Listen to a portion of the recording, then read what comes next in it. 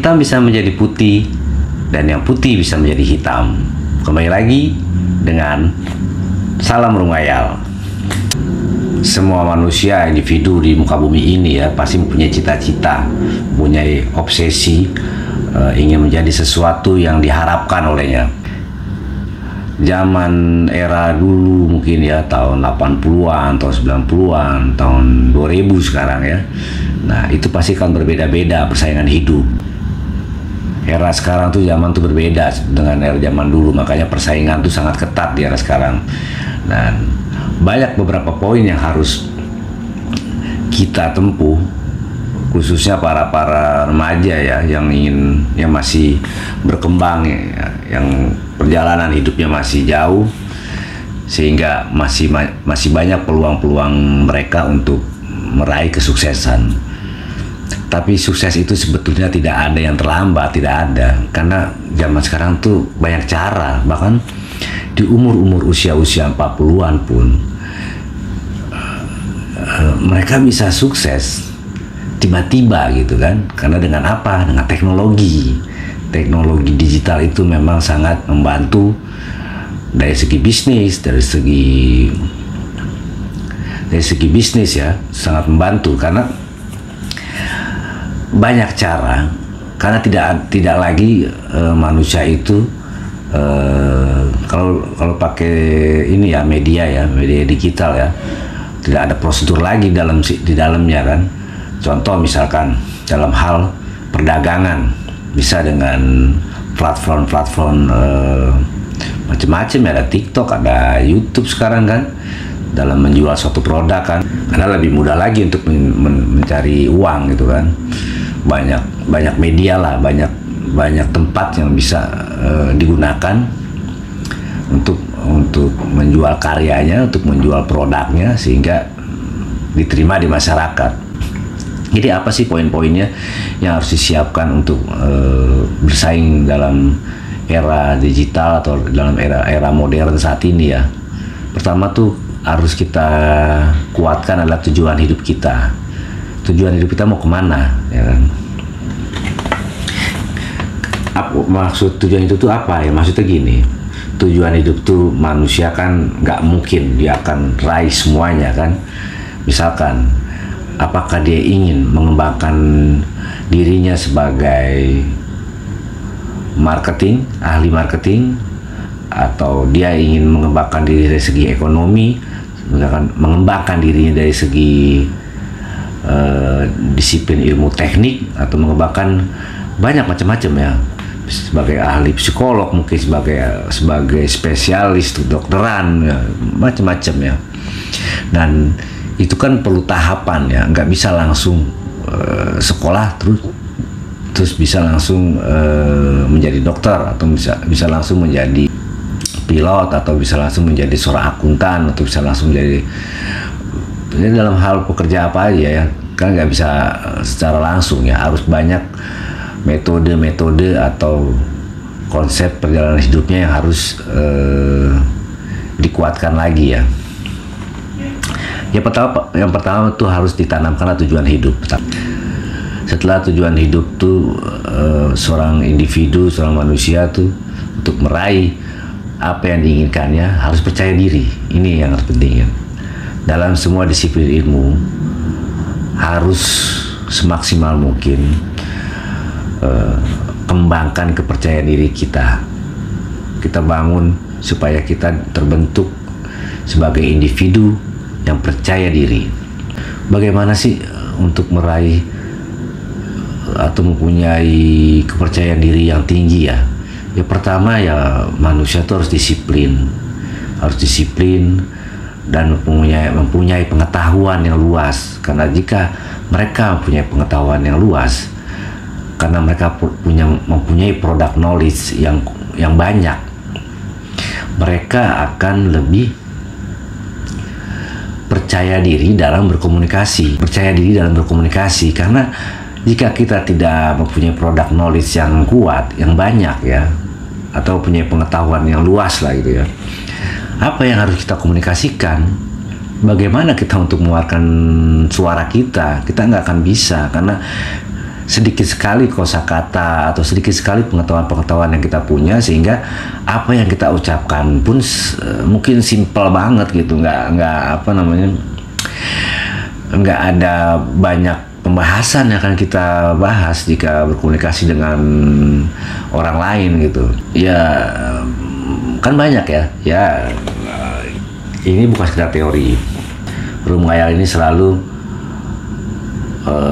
mengambil teori-teori dari disiplin ilmu itu sedikit saja, karena lebih banyak gue ambil dari yang gue lihat, yang gue dengar gitu, dari pengalaman hidup yang gue jalani ya karena pengalaman hidup tuh orang berbeda-beda. Bisa aja pendapat gue ini nggak sesuai dengan apa yang kalian jalani, nggak sesuai, itu nggak ada masalah karena apapun jalan hidup kita, tapi kalau memang komitmen yang kita jalani, tujuan kita, contohnya gini, tujuan kita sama nih, kita mau ke suatu tempat yang sama, tapi jalan hidup kita berbeda, tapi bisa sampai dengan harapan dan tujuan yang sama.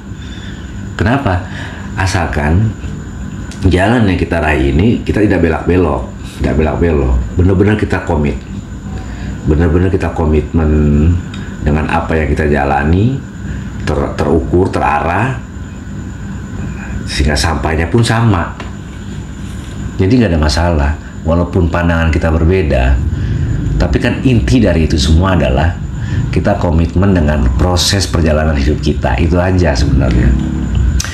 Ya contohnya lu mau ke daerah Pasar Minggu dari Depok misalkan, kan banyak, bisa lewat Margonda, bisa lewat Tanah Baru, lewat Cinere, bisa juga macam-macam, bisa lewat Jalan Raya Bogor, macam-macam, tapi tujuan kita sama dan kita tidak jalan kita itu tetap sesuai dengan tujuan ya, kita lurus aja ya. Yang maksudnya ini menyeleweng adalah udah tahu lu lewat Jalan Raya Bogor, ngapain juga lu harus balik lagi ke Kelapa Dua, akhirnya lewat Lenteng Agung lagi, kan sama aja bego kan. Kenapa nggak Margonda aja gitu sekalian gitu kan. Contoh aja lah. Itu tadi, percaya diri itu harus bisa terbentuk dengan banyaknya pengetahuan yang kita peroleh. Makanya ini lebih bagus banget nih untuk anak-anak atau remaja-remaja yang masih remaja ya, bagus lagi karena pertama adalah otak mereka masih gampang untuk menangkap pengetahuan ya, lebih mudah ya dibanding usia-usia yang sudah 40 tahun ke atas ya. Bukan berarti 40 tahun ke atas itu nggak cepet nangkap, bukan, tapi dalam segi memorinya ya. Ini kan gue bicarakan masalah normalnya tubuh manusia dalam hidup ya, karena hidup itu nggak akan berubah mengikuti kodratnya. Jadi nggak selamanya badan kita ini kuat, nggak selamanya di mata kita ini juga bisa melihat dengan bagus ya. Contohnya aja, dulu gua nggak perlu pakai kacamata, sekarang kan gua pakai kacamata. Ya seperti itu aja lah. Ini realistis lah, hidup harus realistis. Bahwa untuk anak-anak muda, perbanyaklah pengetahuan yang lu pelajari. Mau lu suka ilmu hukum, tetap aja lu pelajari ilmu pengetahuan yang lain, karena jika lu banyak pengetahuan yang lu raih, maka kepercayaan diri lu juga akan lebih bagus dan juga lu lebih bijaksana dalam memutuskan suatu kebenaran. Jadi kebijaksanaan itu bisa dilakukan oleh semua manusia. Manusia itu bisa memutuskan suatu perkara dengan bijaksana asalkan masalahnya itu sudah benar. Jadi udah dapat kebenarannya, baru bisa ada kebijaksanaan, karena kebijaksanaan timbul dari kebenaran. Jadi jangan dibalik nih, bijaksana dulu baru benar, jangan. Harus menentukan kebenarannya dulu. Kalau jika sudah menentukan kebenaran, baru kebijaksanaan dapat diterapkan. Tapi ini gue nggak ngebahas tentang konsep kebijaksanaan, enggak. Setelah percaya diri, kita juga harus mempunyai antusias. Jadi itu kita tuh kalau mempunyai tujuan hidup yang kuat, yang sudah kuat gitu kan. Kita punya tujuan hidup, misalkan gue mau jadi ahli A, ahli B gitu kan. Nah, selain percaya diri yang bisa timbul dari pengetahuan yang kita pelajari, nah kita juga harus antusias. Kita harus antusias dengan apa yang ingin kita dapatkan. Kalau antusiasnya itu kurang, lebih baik jangan. Lu cari sesuatu yang memang lu inginkan dan lu antusias banget dengan hal tersebut. Karena segala sesuatu yang maksimal pasti gampang atau mudah tercapai. Tapi kalau ragu-ragu, itu pasti akan hasilnya pun akan kurang. Bahkan sesuatu yang ingin lu raih pasti nggak semaksimal mungkin seperti orang lain yang dapatkan. Ya contoh, misalkan lu menjadi seorang ahli kedokteran gitu kan, lu mungkin nggak akan bisa jadi spesialis. Karena apa? Karena lu kurang antusias dengan bidang ilmu tersebut. Jadi lu masih ragu-ragu, jadi ada keraguan dalam hidup lu ya. Antusias itu lu harus bikin dari internal dan eksternal. Jadi lu harus bangun dari dalam diri lu, dan lu juga harus dapatkan dari luar. Dari luar itu adalah lu bisa melihat segala sesuatu, misalkan seorang ahli-ahli di bidang lu ya, dan lu tertarik dan lu merasa wah ternyata keren nih kalau gua kerja seperti itu nih. Nah kayak gitu. Tapi kalau lu cuman kayaknya enak tuh ya kerja kayak gitu ya jangan.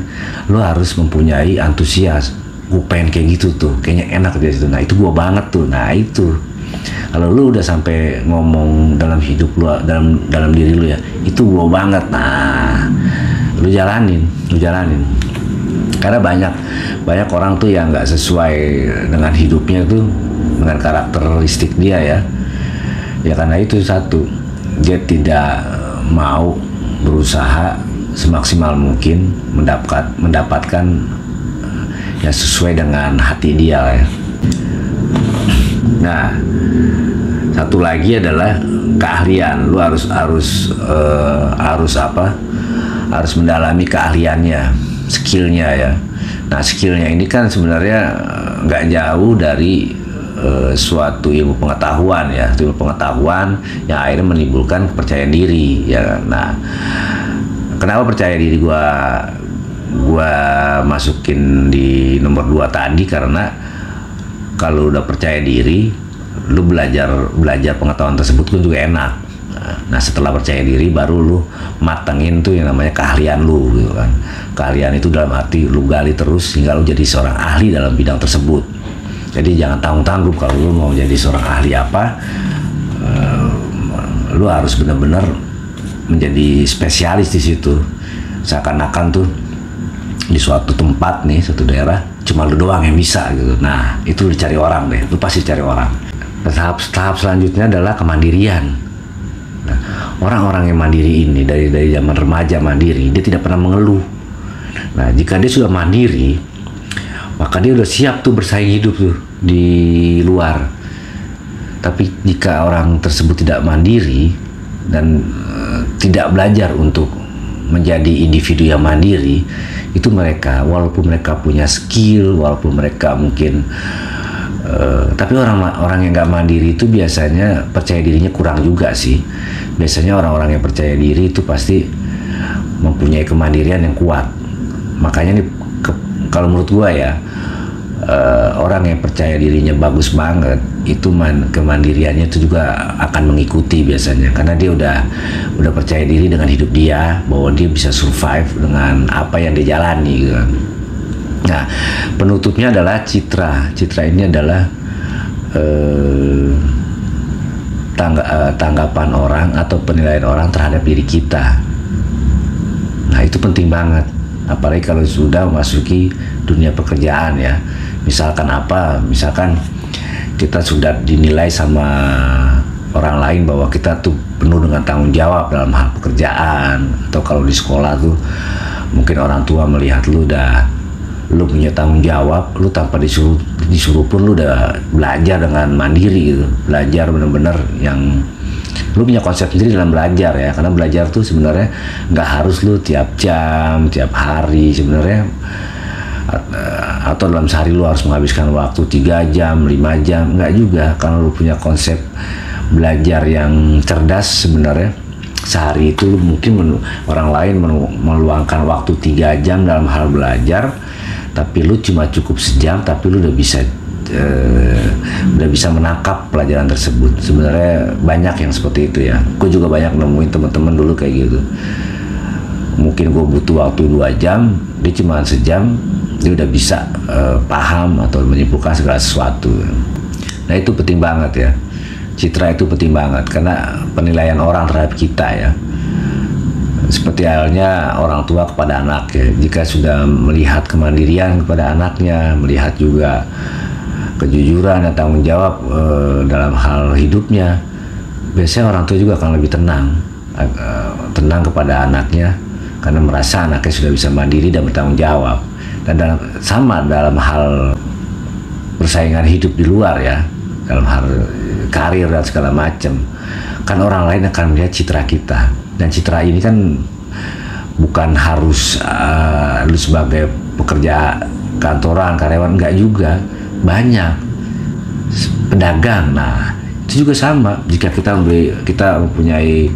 beli sesuatu lah ke toko, nah ternyata produk dia ternyata memuaskan kita, nah kita akan beli lagi nanti ke tempat itu jika kita membutuhkan produk yang sama, karena citranya sudah terbentuk tuh bahwa produk itu tuh pertama mungkin jujur.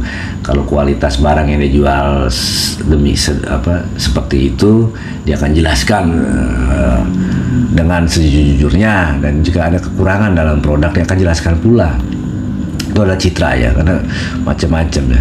Kita pun juga sama, ya biasanya dalam hal pemasaran ini, marketing ya. Jadi dia seorang marketing yang citranya bagus biasanya karena dia menawarkan sesuatu tuh banyak sekali kejujuran yang kalau dia menerangkan sesuatu dengan penuh kejujuran. Jadi produk-produknya dijelaskan dengan real apa yang benar-benar produk itu, yang benar-benar produk itu ada ya. Jadi tidak membuat suatu produk yang diagung. Dia tidak membohongi pembeli jadinya. Misalkan produk tersebut memang kekuatannya setahun, ya akan jelaskan bahwa produk tersebut dapat bertahan hanya setahun. Jika produk tersebut kualitasnya bertahan sampai 5 tahun, dia akan jelaskan bahwa produk tersebut bertahan sampai 5 tahun ya. Ya kayak gitulah.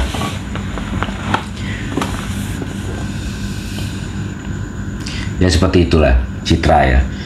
Penilaian orang terhadap kita bermacam-macam, bukan cuma sekedar yang saya jelaskan tadi ya. Itu general ya, bisa dalam bidang apa aja.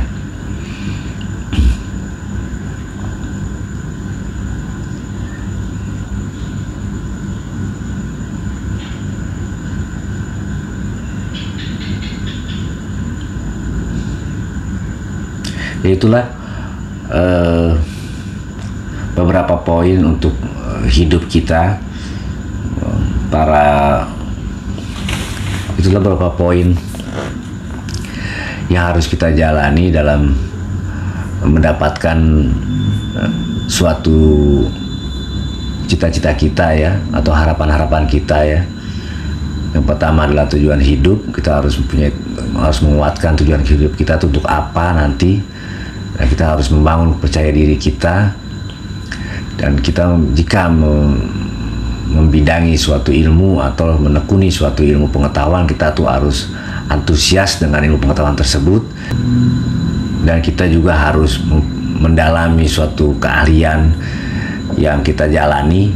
Jangan cuma setengah-setengah gitu kan, benar-benar full, murni, benar-benar kita ingin menjadi seorang ahli dalam bidang yang kita tekuni gitu kan. Dan tunjukkanlah kemandirian juga. Nama yang paling penting adalah citra.